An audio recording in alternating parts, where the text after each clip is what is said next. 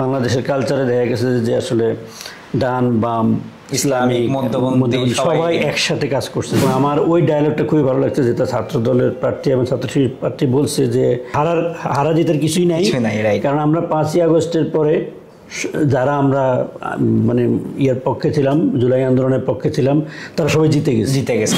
আসসালামু আলাইকুম। সমসাময়িক ব্যাপার নিয়ে আমরা আজকে কথা বলবো। স্পেশালি হচ্ছে আপনারা জানেন দীর্ঘ 15-16 বছর পরে একটি চমৎকার একটি নির্বাচন হতে যাচ্ছে এবং সর্বদলীয় সবাই কিন্তু এই নির্বাচনে অংশগ্রহণ করছে, সেটা হচ্ছে ডাকসু। যেহেতু ঢাকা বিশ্ববিদ্যালয় বাংলাদেশের মধ্যে সর্বোচ্চ শিক্ষা বিদ্যাপীঠ আমরা বলে থাকি, ঠিক যেহেতু শিক্ষা নিয়ে আমরা কথা বলবো, শিক্ষা অনুরাগী এবং একাডেমিক ব্যক্তিত্ব প্রফেসর ডক্টর কাজী শাহাদাত কবির স্যারের সঙ্গে আমরা কথা বলবো। এবং স্যারের যদি শর্টলি পরিচয় করিয়ে দিই, স্যার কিন্তু প্রায় 3 দশক ধরে শিক্ষার সাথে যুক্ত রয়েছে দেশে এবং বিদেশে। এবং তার পড়াশোনার কথা যদি বলি, ইন্টারন্যাশনাল ইসলামিক ইউনিভার্সিটি মালয়েশিয়া থেকে তিনি হচ্ছে পিএইচডি করেছেন এবং কোরিয়া থেকে কিন্তু তিনি তার ডাবল পিএইচডি আমরা ডক্টরেট যেটাকে বলি পোস্ট ডক্টরেট, সেটাও কিন্তু সম্পূর্ণ করেছেন। এবং স্যারের কিন্তু দেশ বিদেশ এবং বিভিন্ন হচ্ছে স্টুডেন্ট লাইফে যে অ্যাক্টিভিটিসগুলো থাকা দরকার, শিক্ষার্থী কমিউনিটি আদার্স সব কিছু সে যুক্ত ছিল স্যারের কাছ থেকে। স্যারের সেই এক্সপিরিয়েন্স আমরা শুনবো।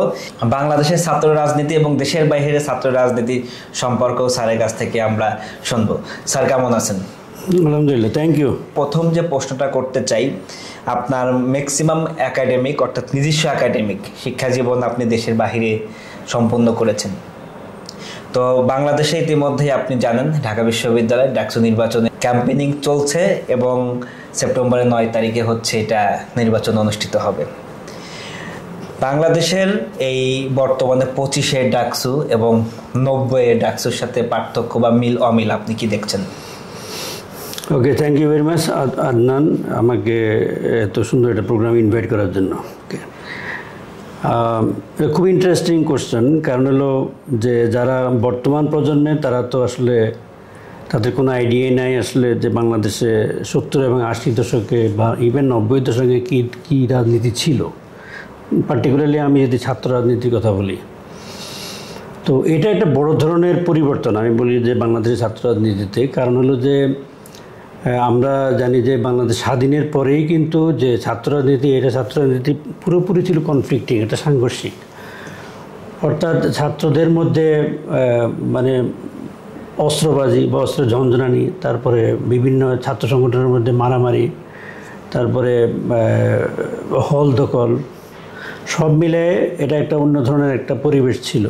ছাত্র যে বিভিন্ন সংগঠন আছে, এদের মধ্যে কোনো ধরনের নিজেদের মধ্যে কোনো ধরনের কোঅর্ডিনেশন বা কোনো ভালো একটা সম্পর্ক ছিল না, সবসময় একটা কনফ্লিক্টিং অ্যাটিটিউড।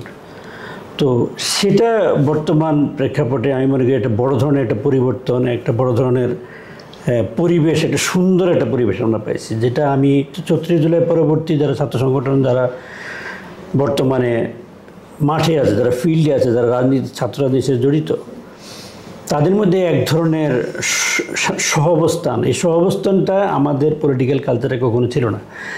আরেকটা বিষয়ে আমি যদি বলি যে মানে 16 বছর শেখ হাসিনা 16 বছর যে সরকার, এই সময় কিন্তু সারা বাংলাদেশে কিন্তু একদলীয় একটা শাসন ছিল, সেটা একেবারে উপর থেকে নিচে। ছাত্র সংগঠনের মধ্যে শুধুমাত্র ছাত্রলীগই ছিল সব জায়গায়, তারা হল দখল করে রাখতো, তারা তাদের রুম কি বলে রুম দখল করে, গেস্ট রুম যেটা বলে গেস্ট রুম, অনেক ধরনের বিভিন্ন ধরনের স্টুডেন্টদেরকে নির্যাতন করা, তাদেরকে বাই ফোর্স মিছিলে যেতে বাধ্য করা, তাদের বাই ফোর্সে তাদের দলে জয়েন করানো, এবং অন্য কোনো ছাত্র অন্য কোনো দলকে মানে তাদের ক্যাম্পাসে অ্যাক্সেস তেমনভাবে ছিল না, একেবারেই ছিল না। সে থেকে যে পরিবেশটা বর্তমানে আসছে, এটা আমি খুবই অ্যাপ্রিসিয়েট করি। আমি বারবারই বলছি যে, যেটা আমি বর্তমান জেনারেশনকে বলছি, যে আমাদেরকে এমন একটা কালচার সৃষ্টি করতে হবে, যেটা হলো আমরা বলি যে ডেমোক্রেটিক কালচার। আমি যেটা বলি ডেমোক্রেটিক কালচারে হলো যে বিভিন্ন দল এবং মত থাকবে, কিন্তু সেখানে তাদের মধ্যে সহাবস্থান থাকবে এবং টলারেন্স। আমরা যেটা বলি যে আমি একটা আদর্শ বিশ্বাস করি, তুমি এটা আদর্শ বিশ্বাস করো, কিন্তু আমরা একসাথে থাকবো, একসাথে কাজ করব, কিন্তু আমরা একজন আরেকজনকে শ্রদ্ধা করব। এই কালচারটা আমি মনে করি বর্তমানে বাংলাদেশে সৃষ্টি হয়েছে, এটা আমি খুবই অ্যাপ্রিসিয়েট করব। কারণ ডাকসু ইলেকশনটা এটা এত সুন্দরভাবে এখন পর্যন্ত এগুচ্ছে, যেটা সত্যি মানে অনুকরণীয়। কারণ আমি দেখছি যে ছাত্রদল এবং ছাত্র শিবিরের যে ভিপি প্রার্থী তারা কোলাকুলি করলো এবং তারা খুব সুন্দরভাবে কথা বললো। আমি স্যার ইন্টারাপ্ট করি, মিডিয়াতে এবার এসেছে 71-এর পরে, অর্থাৎ দেশ স্বাধীন হওয়ার পরে এখন পর্যন্ত সবাই গেস করছে বা মনে করছে শিক্ষার্থীদের সাথে বিভিন্ন দলের প্যানেলের স্বতন্ত্র থেকে শুরু করে সবার সাথে ভালো একটা আন্ডারস্ট্যান্ডিং, তারা মনেই করছে সবচাই থেকে ভালো একটি নির্বাচন এবং একে অপরের ভালো একটা সম্পর্ক নিয়ে এইটাই হচ্ছে স্বাধীনের পরে সবচেয়ে ভালো ডাকসু হতে যাচ্ছে। হ্যাঁ, সেটাই বলছি, রাইট। কারণ মানে স্বাধীনের পর যে ডাকসু ইলেকশন হয়েছিল সেখানে কিন্তু ব্যালট চিন্তা হয়েছিল, এটা তোমরা সবাই জানো।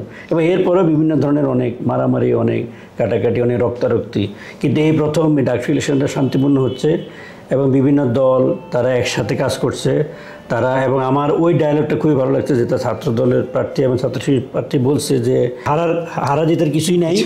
কারণ আমরা 5ই আগস্টের পরে যারা আমরা মানে ইয়ার পক্ষে ছিলাম, জুলাই আন্দোলনের পক্ষে ছিলাম, তারা সবাই জিতে গেছে। এখানে হারার কোনো এখানে কারোই হারার কোনো সুযোগ নেই, অতএব আমরা সবাই জয়ী। এই যে এক ধরনের ডায়লগ বা একজন সহাবস্থান, সবাই ক্যাম্পাসের মধ্যে একটা শান্তিপূর্ণ সুন্দর পরিবেশে ক্যাম্পেইন করছে এবং তারা এখন পর্যন্ত যে সিগন্যাল দিচ্ছে সেখানে যে তারা যেই জিতুক মানে তারা সবাই মেনে নেবে। এই কালচারটা আমরা যদি মানে আমাদের কন্টিনিউ করতে পারি তাইলে আলহামদুলিল্লাহ ইনশাল্লাহ যে পরবর্তীতে বাংলাদেশ এগিয়ে যাবে। সেকেন্ড প্রশ্ন যেটা করতে চাই, স্যার আপনি তো হচ্ছে মালয়েশিয়া থেকে পড়াশোনা করেছেন এবং যতটুকু জেনেছি আপনি ছাত্র রাজনীতির সাথে ইনভলভমেন্ট ছিলেন, ডাকসুর মতোই হচ্ছে বিভিন্ন নির্বাচনে অংশগ্রহণ করেছিলেন। তো আসলে মালয়েশিয়ার যে কালচার বা রাজনৈতিক সিস্টেম এবং বাংলাদেশের রাজনৈতিক সিস্টেম, বিশেষ করে ছাত্র রাজনৈতিক সিস্টেমটি, এটা আসলে কেমন স্যার? ধন্যবাদ। অ্যাকচুয়ালি এটা একটা অবশ্যই একটা ফান্ডামেন্টাল ডিফারেন্স আছে। কারণ হলো আমাদের দেশে যে ছাত্র রাজনীতি, এই ছাত্র রাজনীতি আমার মনে হয় না যে আমরা যে প্যাটার্নে ছাত্র রাজনীতি করি এই প্যাটার্নে ছাত্র রাজনীতি পৃথিবীর কোথাও আছে। আচ্ছা। কারণ এখানে এই যে ছাত্রদের সারাক্ষণ মিছিল মিটিং, তারপরে তারা বিভিন্ন ধরনের ইস্যু নিয়ে, জাতীয় ইস্যু নিয়ে বা বিভিন্ন ক্যাম্পাস ইস্যুটা তো রিলেভেন্ট, ক্যাম্পাস ইস্যু নিয়ে তারা আন্দোলন করতেই পারে। ক্যাম্পাসের বাইরের ইস্যু নিয়ে দেখা যাচ্ছে তাদের বড় দলের সাথে তাদের যে সম্পর্ক আছে সেই বড় দলের ইস্যু নিয়ে তারা বিভিন্ন সময় মিছিল মিটিং করে, তারপরে বিভিন্ন ধরনের অ্যাক্টিভিটিস করে। এটাতে আসলে ব্যাপক ধরনের এটাতে পড়াশোনারও ক্ষতি হয় আর পরিবেশও আসলে নষ্ট হয়। তো নর্মালি যেটা হওয়া উচিত, যেটা আমি যে এক্সপিরিয়েন্স গেইন করলাম মালয়েশিয়ায় গিয়ে, সেখানে দেখা গেল যে ছাত্র রাজনীতি শুধুমাত্র ক্যাম্পাস কেন্দ্রিক। অর্থাৎ আমি যে ইউনিভার্সিটিতে পড়বো ওরা ওই ইউনিভার্সিটির ইস্যু নিয়েই শুধুমাত্র তারা কথা বলবে। আচ্ছা, এখন প্রথম কথা হলো ইলেকশনটা কীভাবে, খুবই মজার একটা বিষয়। ওখানে ইন্টারাপ্ট করি, বাংলাদেশে তো লেজুর ভিত্তিক রাজনীতিগুলো হয়, অ্যাজ লাইক ছাত্র দলের রাজনীতিটা হচ্ছে বিএনপি চালায়, শিবিরের রাজনীতিটা হচ্ছে জামাত ইসলামীর সাথে লেজুর ভিত্তিক। তো এরকম কি না আছে না ডিফারেন্ট? না, এই জায়গায় আমি আলোচনা করতে চাচ্ছি। বিষয়টা হলো যে ওখানে যে ইলেকশনটা হয়, যে নমিনেশনটা হয়, এই নমিনেশনটা একটা প্যানেল হয়, এটা ঠিক, কিন্তু প্যানেলটা কোনো রাজনৈতিক দলের হিসাবে থাকে না। এটা তারা সমর্থিত, তারা একটা নির্দিষ্ট দলের সমর্থিত, এটা ঠিক, কিন্তু ওই দলের নামে কখনো প্যানেল হয় না। আর খুব ইন্টারেস্টিং হলো যে ওখানে যখন কেউ যখন প্যানেল জমা দেয়, আমি আমার বিষয়টা বলি। প্রথমত হলো ওখানে 2টা ছাত্র সংসদ ছিল তখন। একটা হলো যেটা মেইন ছাত্র সংসদ, যেটাকে এসআরসি বলতো, স্টুডেন্ট রিপ্রেজেন্টেটিভ কাউন্সিল, এসআরসি বলতো। আর আরেকটা হলো আইএসএস বলতো, ইন্টারন্যাশনাল স্টুডেন্ট সোসাইটি। তো দুইটা আলাদা ছাত্র সংসদ ছিল সেখানে। তো সেখানে ইন্টারন্যাশনাল স্টুডেন্ট সোসাইটিতে আমরা ছিলাম, মানে আমাদের প্রায় 80টা দেশের স্টুডেন্ট ওখানে পড়াশোনা করতো। সেখানে একটা নির্বাচন হতো, মানে টোটাল 12টা সিট ইলেকশন করতে হতো এবং এর মধ্যে একটা দেশে শুধুমাত্র একজন ক্যান্ডিডেট সংসদে যেতে পারে, ছাত্র সংসদে যেতে পারে একজন। যেমন বাংলাদেশ থেকে যদি 2জন ক্যান্ডিডেট যদি প্রার্থী হয় তাহলে এই 2জনের মধ্যে ইলেকশন হবে, মানে তখন একজনকে select করবে। তখন যে বেশি ভোট পাবে সেই হলো ইয়েতে যাবে, ছাত্র সংসদে যাবে। এটা সিস্টেম সোসাইটিতে যেটা ছিল। আর এছাড়া 13 জনের উপরে যদি ক্যান্ডিডেট থাকতো তাহলে পুরো প্যানেলের উপরে একটা ইলেকশন হতো। আর ইলেকশনের মূল ইন্টারেস্টিং বিষয় হলো এই ইলেকশনের প্রচার কাজ কিন্তু ইউনিভার্সিটি করতো, আমরা করতাম না। অর্থাৎ সেখানে হলো যে আমাদেরকে বললো তো তোমরা নমিনেশন ভাবে সাবমিট করো, তারপরে তোমরা পড়াশোনা করো, তাই না? পরীক্ষার সময় পরীক্ষা দাও, ক্লাস করো। তখন ইউনিভার্সিটি কী করতো, সমানভাবে পুরো ক্যাম্পাসে তারা পোস্টার লাগাই দিত, ছবিসহ সবার। এটা ইউনিভার্সিটি কর্তৃপক্ষ করতো। এরপরে নির্দিষ্ট দিন ইলেকশন হতো, তারপর ইলেকশনে জেতার পরে ওখানে আবার সিস্টেমটা অন্যরকম ছিল। যেমন সবাই সদস্য ইলেক্টেড হতো, সদস্য নির্বাচিত হতো, পরে নিজেদের মধ্যে তারা ভোটাভুটির মাধ্যমে হলো প্রেসিডেন্ট, ভাইস প্রেসিডেন্ট। যেমন আমাদের দেশে কিন্তু ছাত্র সংসদে যেটা হয়, ডাকসুতে বা জাকসু বা রাকসু সব জায়গায় দেখা যাচ্ছে যে ভিপি, ভাইস প্রেসিডেন্ট হলো ফার্স্ট পোস্ট, ওখানে কিন্তু প্রেসিডেন্ট হলো ফার্স্ট পোস্ট। কারণ এখানে সম্ভবত প্রেসিডেন্ট, সম্ভবত ভাইস চ্যান্সেলর হলো ভাইস চ্যান্সেলর বা ভিসি, মানে অথরিটি কেউ একজন হয় একই বিশ্ববিদ্যালয়ে, বিশ্ব অথরিটি একজন। কিন্তু ওখানে সবাই কিন্তু স্টুডেন্ট, ওখানে প্রেসিডেন্ট, ভাইস প্রেসিডেন্ট সবাই কিন্তু স্টুডেন্ট নির্বাচিত হয়। এবং সেটা হয় কি, প্রথমে নির্বাচনে শুধুমাত্র সবাই সদস্য নির্বাচিত হবে, তারপরে ওরা নিজেরা বসে, এটা সুরা সিস্টেম বলে আর কি, নিজেরা বসে নিজেদের মধ্যে ভোটাভুটির মাধ্যমে president, vice president, secretary general এই পোস্টগুলো তারা ঠিক করে। ইতিমধ্যেই আমরা অনেকগুলো প্রশ্নের অ্যান্সার পেয়ে গিয়েছি স্যার। যেহেতু হচ্ছে আপনার একাডেমিক কেরিয়ারটা হচ্ছে স্পেশালি বেসরকারি বিশ্ববিদ্যালয় নিয়ে, বিভিন্ন ইউনিভার্সিটি হচ্ছে প্রফেসর হিসেবে দায়িত্ব পালন করেছেন, রেজিস্ট্রার হিসেবে দায়িত্ব পালন করেছেন, এবং বর্তমানে হচ্ছে সিটি ইউনিভার্সিটিতে ভাইস চ্যান্সেলর হিসেবে দায়িত্ব পালন করছেন। অর্থাৎ আপনার যে মানে বাংলাদেশের সর্বোচ্চ বড় জায়গাগুলোতে আপনি কাজ করেছেন। তো যেহেতু হচ্ছে পাবলিক এবং প্রাইভেটের একটা বড় ভেদাভেদ ছিল একটা টাইম, দিন দিন কিন্তু এটা আস্তে আস্তে কিন্তু বাদ হয়ে যাচ্ছে। মানে প্রাইভেটের শিক্ষার্থীরা সকল জায়গায় কিন্তু তাদের যোগ্যতা প্রমাণ করছেন। তো যেহেতু ছাত্র রাজনীতি প্রাইভেট ইউনিভার্সিটিতে ওইভাবে অ্যালাউ করে না, বোর্ড অফ ট্রাস্টি থেকে শুরু করে, তো আসলে বেসিক্যালি হচ্ছে এই ব্যাপারটা কিভাবে দেখেন? অ্যাকচুয়ালি মানে বাংলাদেশে প্রাইভেট ইউনিভার্সিটিটার একটা প্রধান বৈশিষ্ট্য যেটা বলে যে রাজনীতিমুক্ত ক্যাম্পাস। এটা এই অ্যাট্রাকশনেই কিন্তু একসময় অধিকাংশ, এখনও হয়তো বা অধিকাংশ প্যারেন্টসরা কিন্তু ছেলে মেয়েদেরকে ভর্তি করে। কেন করে? তো কারণ পাবলিক ইউনিভার্সিটিতে যে পরিবেশ ছিল রাজনীতির, সেই পরিবেশটা কনফ্লিক্টিং ছিল, সেখানে সিকিউর ছিল না। আমরা যদি আবরার ফাহাদ বা আরও অনেক কাহিনী আমরা জানি যে যেখানে আসলে একজন ছাত্র নিরাপদ ছিল না। তারপরে সেখানে সেশন জট ছিল, যেহেতু স্টুডেন্ট ছাত্র সংগঠনের মধ্যে মারামারি থাকতো, সেশন জট ছিল। তো এই কারণে প্যারেন্টসরা অনেকেই এনকারেজ করতো যে প্রাইভেট ইউনিভার্সিটিতে দেওয়ার জন্য। এবং প্রাইভেট ইউনিভার্সিটি এটা একটা, এই জন্য তাদের একটা মানে স্টুডেন্ট অ্যাট্রাক্ট করার জন্য এটা one of the good point ছিল যে রাজনীতিমুক্ত ক্যাম্পাস।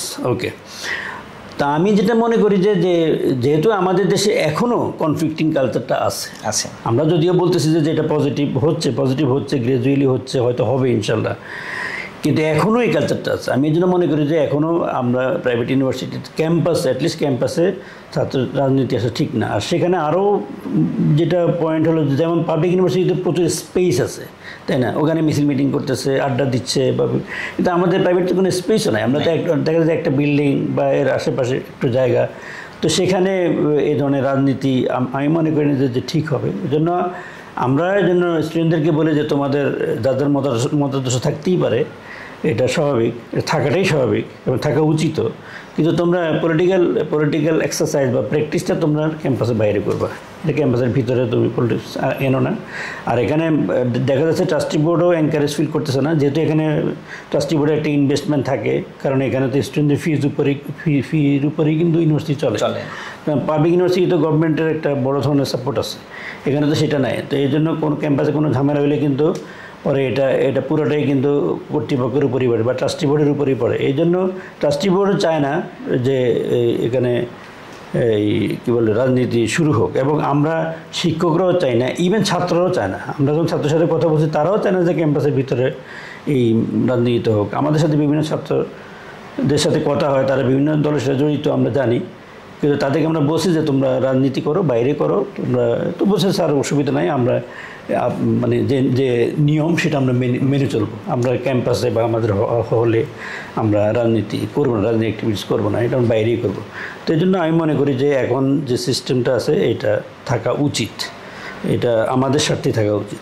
আমরা প্রোগ্রামের প্রায় শেষ প্রান্তে চলে এসেছি এবং লাস্ট যে এবং সর্বশেষ যে প্রশ্নটি করতে চাই, স্যার আপনি তো ইতিমধ্যে ডাকসু নিয়ে কথা বললাম, দেশ এবং দেশের বাহিরে এবং শিক্ষা ব্যবস্থা নিয়েও কথা বলার চেষ্টা করলাম। এখন এখানে যেহেতু হচ্ছে ছাত্র শিবিরের প্যানেল থেকে একটি প্যানেল দাঁড়িয়েছে, ছাত্র দল থেকে দাঁড়িয়েছে, এখানে হচ্ছে বামদের পক্ষ থেকে আছে, তারপরে ছাত্রদের যে নতুন 5ই আগস্টের পরে যে নতুন ছাত্র সংসদ বাকশাস বলি আমরা, সেখান থেকেও দাঁড়িয়েছে। তারপরে একটা হেভিয়েট প্রার্থী আছে যিনি হচ্ছে এই বৈষম্যতে ছিল, উমামা ফাতেমা। তো মার্চ করে আসলে আপনার কাছে কি মনে হচ্ছে, অনলাইন বা আপনার বিভিন্ন ধরনের কানেক্টিভিটি স্টুডেন্টের সাথে আছে, এবার নির্বাচনে আসলে কারা যুক্ত হতে পারে বা জয়লাভ করতে পারে? Thank you. তবে এটা ভোটের ব্যাপার তো বলা খুব মুশকিল। তবে যেটা এবারে যেটা মানে নতুনত্ব আসছে যেটা হলো, যেমন এই ছাত্র শিবিরকে এর আগে ডাকসু ইলেকশন করতে দেওয়া হয় না, এর আগে কখনোই দেওয়া হয় নাই। ইভেন 81-এ আমি যতটুকু জানি যে তখন ডাকসু ইলেকশন তারা করছিল এবং মিছিলে কিন্তু বোমা মারা হয়েছিল। তো পরবর্তীতে তারা আর ইলেকশন সম্ভবত কন্টিনিউ করে নাই বা সুযোগ পায় নাই, পরিবেশ পায় নাই এবং তাদেরকে কখনোই ছাত্র শিবিরকে ইলেকশন করতে দেওয়া হয় নাই। এটা হলো একটা নতুন ধারা। তো ছাত্র শিবির ইলেকশন করতেছে, এটা একটা পয়েন্ট। আর ছাত্রদল ছাত্র শিবির স্বাভাবিকভাবেই তো অনেক পুরনো সংগঠন, এই হিসাবে তারা সাংগঠনিকভাবে খুব শক্তিশালী, কোনো সন্দেহ নাই। আর এই যেটা বৈষম্যবিরোধী ছাত্র আন্দোলন, যেটা যে কাদের, যেটা হ্যাঁ আব্দুল কাদের, তারাও খুব পপুলার যে বৈষম্যবিরোধী ছাত্র আন্দোলনের কারণে। আর উমামা তো পার্সোনালি খুব পপুলার হতে পারে, কিন্তু তার জন্য খুব হয়তো আর বাংলাদেশে ইন জেনারেল বামদের তেমন কোনো সাপোর্ট নাই, আমি যেটা মনে করি। বামদের রাজনীতিকে কিন্তু ওদের জেনারেল সাপোর্ট নাই বললেই চলে। এখন যেটা মনে হচ্ছে যে হয়তো বা মিক্সড হতে পারে, হয়তো বা আমি তো ঢাকা ভার্সিটির কেউ না, তবে ঢাকা ভার্সিটির যারা প্রফেসর, যাদের সাথে কথাবার্তা হয়, তারাও এইটাই বলতেছেন যে এটা মিক্সড হতে পারে। কেউ এসজিএস একটা প্যানেল থেকে পেলো অথবা জিএস পেলো অথবা বিপি পেলো, এরকম এবং মিক্সড হওয়াটা ভালো আর কি। আজকে একজন প্রফেসর যে কথা উনি বলেন যে মিক্সড হলে ভালো, তাই মানে মার্চ করে কাজ করা যায় আর কি, সবারই কন্ট্রিবিউশন থাকে। আমারও ধারণা মিক্সড হবে এবং মিক্সড হলে জিনিসটা সুন্দর হবে। আমি মনে করি তারা একসাথে কাজ করবে, কারণ তারা সবাই তো আসলে জুলাই আন্দোলনের সাথে জড়িত ছিল এবং সবাই এক কাতারে একসময় ছিল। এখনও তো আইডিওলজিক্যাল কারণে বিভিন্ন প্যানেলে গেছে। তো আমি আশা করবো যে তারা ঐক্যবদ্ধভাবে থাকবে এবং ঐক্যবদ্ধভাবে কাজ করবে সবাই, এখানে ডান বাম সবাই।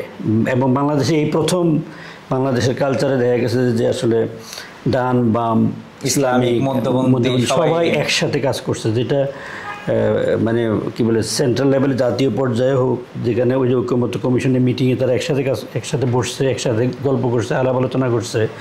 তারপর ছাত্রদের মধ্যেও ডান বাম একসাথে তারা কাজ করতেছে, তারা একসাথে মিলেমিশে চলছে। এটা একটা সুন্দর একটা দিক এবং আমি আশা করি যে এটা একটা সুন্দর একটা পলিটিক্যাল কালচার আমাদের ডেভেলপ হয়েছে এবং পরবর্তীতে তারা ছাত্র সংসদে যেই জিতুক ইনশাল্লাহ তারা একসাথে কাজ করবে এবং দেশ এগিয়ে যাবে ইনশাল্লাহ। থ্যাংক ইউ স্যার, ধন্যবাদ স্যারকে। স্যারের কাছ থেকে আমরা একাধিক সমসাময়িক ব্যাপার নিয়ে কথা বললাম। দেখা যাক এই ডাকসু নির্বাচনটা আসলে প্রপারলি কেমন হয় এবং কারা জেতে, সে দেখার অপেক্ষায় কিন্তু আমাদের 9 সেপ্টেম্বর পর্যন্ত অপেক্ষা করতে হবে। স্যারকে অসংখ্য ধন্যবাদ আদনান ব্লগের পরিবারের পক্ষ থেকে আপনার মূল্যবান টাইম দেওয়ার জন্য। Thank you very much Adnan, তুমি এত কষ্ট করে আমার সাথে সময় দিলা এবং আমার অফিসে আসলা।